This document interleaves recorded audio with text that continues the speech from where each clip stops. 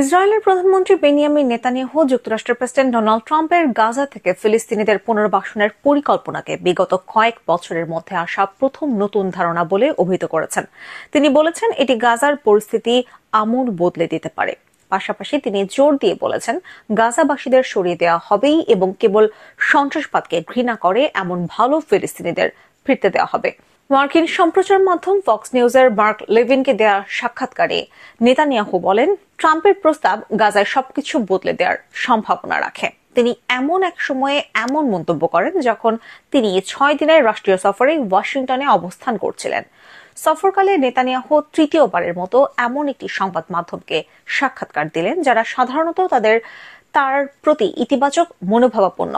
তবে তিনি সফর সঙ্গে বেশিরভাগ ইসরায়েলি সাংবাদিকদের এড়িয়ে গেছেন, যারা সম্ভবত তার নীতি নির্ধারণী সিদ্ধান্তগুলোর কঠোর নিয়ন্ত্রণ করতেন। ট্রাম্পের পরিকল্পনার ব্যাখ্যা দিতে গিয়ে নেতানিয়াহু জোর দিয়ে বলেন এটি জোরপূর্বক উচ্ছেদ নয় এবং জাতিগত নির্মূলের পরিকল্পনাও নয়। তার ভাষায় এটি জোরপূর্বক উচ্ছেদ নয়, এটি জাতিগত নির্মূল নয়। গাজার পরিস্থিতি সম্পর্কে যেসব দেশ ও তথাকথিত মানবাধিকার কর্মীরা বলে যে এটি একটি খোলা কারাগার, তারা কেন চায় যে তাদের সেখানেই আটকে রাখা হোক? অর্থাৎ নেতানিয়াহুর বক্তব্য হলো আন্তর্জাতিক মহলের অনেকেই গাজাকে খোলা কারাগার বলে অভিহিত করে থাকেন। তাহলে যদি তাদের সেই পরিস্থিতি থেকে বের করে দেওয়া হয় তবে তারা আপত্তি তুলছেন কেন? নেতানিয়াহু আরো বলেন, গাজার বাসিন্দাদের জন্য একটি সাময়িক পুনর্বাসনের পরিকল্পনা এটি, যা তাদের স্থায়ীভাবে বাস্তুচ্যুত করার উদ্দেশ্যে নয়। তিনি ব্যাখ্যা করে বলেন, তাদের একটি সাময়িক পুনর্বাসনের সুযোগ দিন যাতে আমরা অঞ্চলটিকে আক্ষরিক অর্থেই পুনর্গঠনের পাশাপাশি উগ্রপন্থা মুক্ত করতে পারি। আপনি ফিরতে চান, আপনাকে সন্ত্রাসবাদ পরিত্যাগ করতে হবে, তাহলেই আপনি ফিরতে পারবেন। অর্থাৎ ফিলিস্তিনিদের সাময়িকভাবে অন্যত্র স্থানান্তরিত করা হবে যাতে গাজাকে পুনর্গঠিত করা যায় এবং উগ্রবাদ মুক্ত করা যায়। আর এরপর যারা গাজায় ফিরে আসতে চান তাদের অবশ্যই সন্ত্রাসবাদ পরিত্যাগ করতে হবে।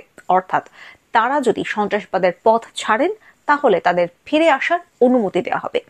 তবেই নেতানিয়াহু স্বীকার করেন যে এই পরিকল্পনার মূল চ্যালেঞ্জ হলো গাজার বাসিন্দাদের কোথায় স্থানান্তর করা হবে, কিন্তু তিনি এটিকে সঠিক দৃষ্টিভঙ্গি হিসেবে উপস্থাপন করেন। তার ভাষায় এটি একটি নতুন এবং সঠিক পন্থা, এটি খুবই ভালো নতুন দৃষ্টিভঙ্গি।